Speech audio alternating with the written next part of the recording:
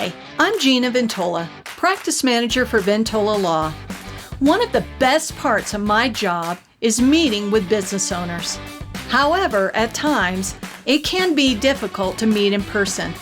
That's why I started this show, to introduce you to local business owners in our community. Join me on Your Virtual Coffee, a new kind of networking.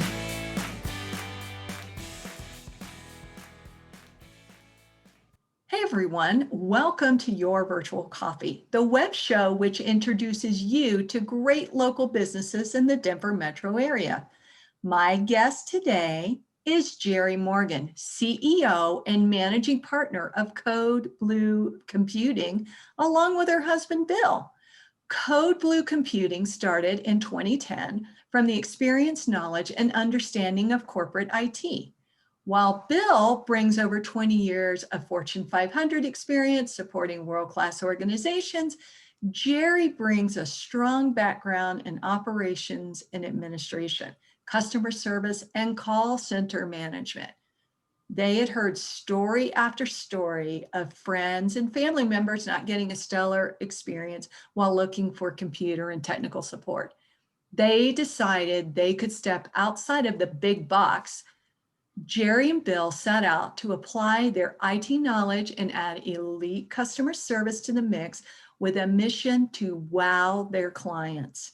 Code Blue is first and foremost a family-owned business built on the values of honesty, integrity, and superior service. Their values are exhibited by each of their employees as well. And with that, Jeri, welcome to my show. Thank you for having me on, Gina. I'm so excited to be here. I'm really excited because you and I have a lot in common, right? Such as, what is it like working with your husband? You know, I really enjoy working with my husband, but I will tell you that we've got a lot of clients that are husband and wife businesses as well, and I think one of the reasons why I really enjoy it is we do completely different things in the business. So if I was the main IT person or a technical person such as he, I feel like we might butt heads a little bit more than we do. But because we've got kind of clearly defined roles in the company, and we think so differently that I think that it really helps. It helps the business to have these two different perspectives, kind of going at customer problems as they come up. That's interesting you bring that. And I've thought about starting a working with your spouse club. Right. Because I'm kind of like you. I work with my spouse, but also I know several husband and wife businesses, and it's a pretty cool job if you can get it. Yeah, it is very cool, and I won't lie. I mean, it definitely has its challenges too, for sure. And I'll even say when we first started our company and we were primarily home based, it was really hard to kind of draw those lines as far as, what was work time and kind of what was family time. And it did make it easier when we got our office space. And it's like, okay, when we're home, we're home with the kids, and that's family time, and that's really our focus then. And then when we're at work, that's the focus. So that really helped, because in the beginning when we were home based, it was really it felt like we were working on the business all the time.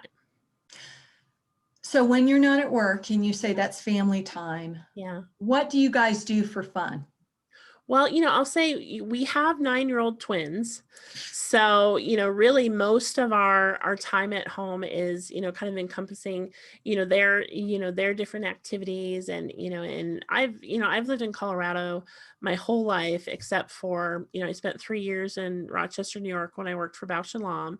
And, I just love Colorado. And so I think it is so fun on the weekends to just go explore. Even though I've lived here, my whole life, it's just like you just drive, you drive up to the mountains, go for a walk, a picnic, and just explore, different places. And I love to do that.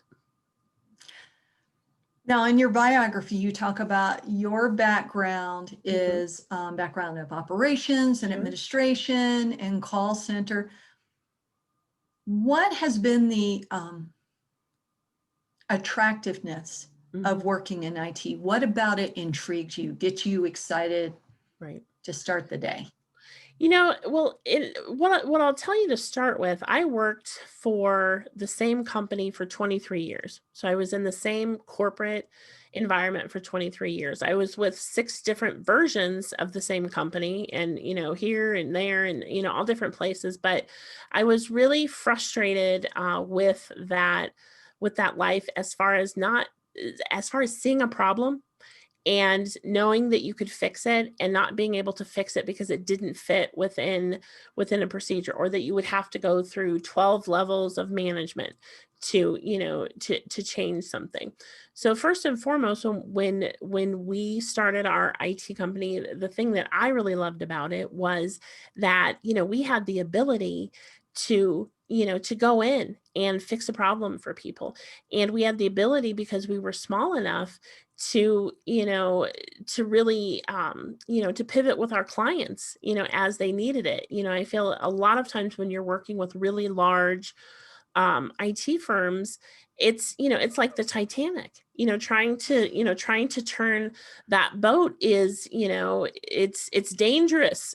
So, but with us, we're able to kind of ebb and flow with our clients and help them find, what's going to be the best solution for them. And then as we went through time, this is our 10th year in business, and, so what IT was when we started in 2010 and what IT is now in 2020, they're completely different things, and so the thing that I think is really cool about it now is really focusing on the security, for businesses, because that piece was not anything that was a huge concern in 2010. But things have completely changed, and that is a kind of a moving target that we have to keep our eyes on all the time. And I find that really fascinating, as far as what is happening with that, and kind of what you can do to try and help smaller organizations protect themselves. I love that. Now, you mentioned a little bit about security, Yeah. and you have a show with one of the best titles I've ever heard Right. called Talk Nerdy to Me. Right. Could you elaborate on that show for Yeah. my audience? Yeah, absolutely. So, Talk Nerdy to Me it's a show I've done for. I started it about 3 years ago, and I've been doing it consistently for a year and a half. And it's a show that I do live. I live stream it to LinkedIn, to Facebook, sometimes to YouTube. And really, what I talk about in there is just different cybersecurity topics and different things that businesses can watch out for and should watch out for. And even sometimes we'll talk about, what are little adjustments that we can make as business owners to protect our business, to protect our clients, and to protect our staff, even from those cyber threats. You also do webinars, or Right. Code Blue does webinars. Could you Yes. tell us a little bit about that? Yeah, and I try to do one webinar a month. We get busy sometimes, so that doesn't always completely work out, but I do at least one webinar a quarter, but I try for one webinar a month. And I really try to hit on a topic that is either something that business owners are not aware of and that they should be aware of, or even we'll hit on things sometimes that are ways that can make you more productive in your business, that are ways to save you money. This month we're doing a webinar on cybersecurity. One of the most important things that business owners should do is, at least once a year, you should have a cybersecurity training. for your employees. And most businesses that I run into don't even have the one training a year. So, we try to at least do a couple cybersecurity webinars a year so that folks can get signed up for those. They'll even get the recordings on it so they can share it with their staff to try to start doing those things. We've done webinars on unified communications as far as utilizing different phone systems tied into different CRMs to try and save your staff time. So it's just different topics like that help businesses, kind of move their business forward. And it sounds like what you do is you kind of take care of the technology for business owners so that Sure. they can focus on doing what they're in business for. Right. But that being one less thing that they have to worry about, Yeah. especially, in the market where hacking is so prevalent right now. Mhm. Yeah, and even, a lot of times when we go in and when we talk to a business, you've got a couple of things that might be happening there. A lot of times we go in and, people that own businesses by virtue of personality type are just kind of you know, a figure it out kind of person, right? And so we'll go into places and, we'll have a business owner that, their time is worth three, four, $500 an hour. And, and they're spending time trying to figure out, a printing issue or, scanning issue or that they've got an ongoing issue that their paralegal isn't able to do their work. And so always when we go in, of course we're worried about security. Absolutely. That's always our first priority. But additionally, what I'll tell people when I go in, it's my job to make sure you're making money. And if you're paralegal or if your office assistant or if your inside salesperson is being impeded from doing their job, every minute that they're not doing their job, you're losing money. And so my job is to make sure that the technology is working in a way that it's making your team as productive as possible so that you can focus on your clients and what it is that you're supposed to be doing in this world, right? Right. Now, as far as business owners focused on what they need to be doing, Hmm. Jeri, what is an issue that would keep that business owner up at night, and how do you solve that issue? I'll say the largest majority of clients that we work with either have businesses in which where they are required to take a lot of sensitive information in about their clients, or they are businesses that have intellectual property that is proprietary to their business. So for these businesses, that we work with, the number one thing that would keep them awake at night is that data that exists on the computers or the networks or the server, however they're set up, that data is either stolen or that data is locked up in a way that they can't access it. Or, the worst case scenario is that data is stolen and then their clients are contacted directly, letting them know that was stolen. So by and large, the clients that we work with, that's what they really worry about, because most businesses, you're, you know, so many different things that we do, but it all comes down to the data. No matter what type of business that you hold, it's the data that you process. It's the data that you hold. It's the way that you provide your services to your clients. But there's always this important data that, if you don't have access to it or if something happens to it, that's it for your business, right? Right. And so how does code blue computing solve that problem for them? Yeah, absolutely. When we go in and talk to, a client, a lot of times when they first call us in, they're calling us in about a technology challenge, that they're having. And, they're not necessarily calling us in about protection of data at first. But when we go in, we're a security first organization. So anytime we go into a company, we really talk to them, and we really want to know them, right? We want to know their staff. We want to know how they do business, how they transact. And then we want to talk about, how, who has access to the data, who enters the data, who's able to pull the data up, how is the data being protected? How is it being backed up? Is it being backed up? If you have a business in which you are processing social security numbers and date of births and passport numbers, those types of things for clients, is your data encrypted? If it is being backed up, when was the last time you tested it, right?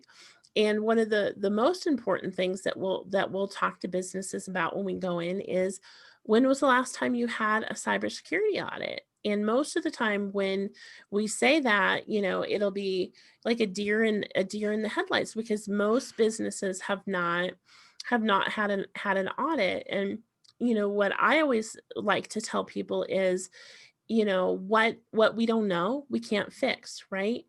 And many times I'll go into a company and I'll say, let's do the audit. Let's do a full scan of everything that resides on your network. And I'll have businesses that will tell me, there's nothing there, that we are very secure. There is nothing that exists anywhere. And by and large, I will usually find at least one computer in the office that has a spreadsheet that somebody didn't know was there, that had personal information. Or I've gone in places where I have found 5,000 social security numbers sitting on a server unencrypted. So it's just, these, the most important things that we can do is kind of reveal where we have issues, so that we can create a plan. And it's kind of like an onion. You want to create all these layers. We want to layer up kind of around our data, and protect that which belongs to us from criminals, right? Jeri, let's talk about power partners. Hmm. And for our audience, power partners are those businesses who target the same ideal client as you, but are not your competition. One of the examples I use is a hairstylist and, let's say, a personal trainer, since they tend to both target people who want to improve themselves in some way. And so it's a great relationship in a business ideal, because they can refer people back and forth to each other. Right. So to understand who your power partners are, Jeri, let's talk about who your ideal client is. So Sure. who is Code Blue Computing's ideal client? Well, I will tell you, we talked about this a little bit earlier, but our ideal client is a business that is responsible for processing confidential data for their clients, or businesses that have proprietary information. So these would be CPAs, wealth management firms are ideal clients for us. Law firms are good clients for us. We've actually got a good earth sciences community here in Colorado, and that's a lot of like the pharmaceutical research type of organizations, and their data, it's intellectual property, right? So those are the types of businesses that are ideal clients for us. Okay, so with that being said, I'm thinking, obviously, you probably need your business to have employees or to have staff, because you have to have workstations and Right. laptops and things like that for Mhm. people to work. So I'm thinking HR, or those professional employment organization companies. Right. You mentioned CPAs as an ideal client, but I think Mhm. CPAs are also probably a good power partner Yeah, for you. absolutely. They are.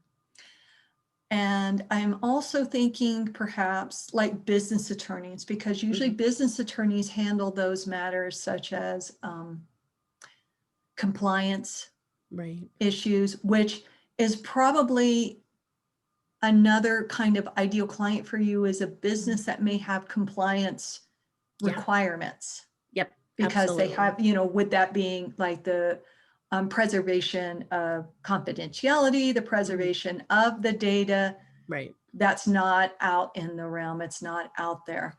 Right. Well, yeah, and that's, that's extremely important, for these businesses that have, compliance requirements. You have to run that business in a way that, you are protecting that, in a significant manner. So you're absolutely right there. Another good power partner for us is, folks that are commercial insurance brokers. Those are really good. And where that can come into play also is every business, I don't care what you do, should have cybersecurity insurance right now. You just should. But part of that process of getting cybersecurity insurance is you actually need to get an audit of your business and, really be able to, to say, when you're filling out that paperwork that, you've done, A, B, and C, and, and these things are done in your business. Because what'll happen sometimes is folks will get an insurance form and they'll just kind of mark what they think they should mark on the insurance form. But, if you do have a breach and it comes out that you filled out a form one way and you hadn't really done what you filled out, the insurance isn't going to pay out anyway. So it doesn't do you any good to have the policy. But so that's kind of a long explanation of why, commercial insurance brokers are a really good partner for us as well. Well, I can definitely do some introductions for all of these. So I will do that at the end. Mm-hmm. What is the best way for business owners to reach out to you? Oh, sure. There's a couple ways that they can reach out to us. I actually run a Facebook group for business owners. It's called Bosses of $1 Million Businesses, the Bomb, and so they can reach out to us through that Facebook community. They can go to our website, codebluecomputing.com, and it's got all of our contact information as far as phone numbers, or you can send a message to us through that website as well. And we'll include a slide at the end that not only gives your ideal client who your power partners are, but also the best way to contact you guys. Okay. Jeri, any last thoughts? I just wanted to thank you for inviting me on. I really enjoyed our conversation. I think it's great too. Jeri, just thank you so much for coming on my show today. I really appreciate it. I hope the viewers will really get a lot out of this, because I know I have. Awesome. And Thank you, the first Gina. thing I'm going to do is kind of look down my checklist and see what we're doing and what we're not doing. Right. Viewers, we could not do this show without you. Thank you for watching. Be sure to subscribe to our YouTube channel. At Your Virtual Coffee, we love businesses.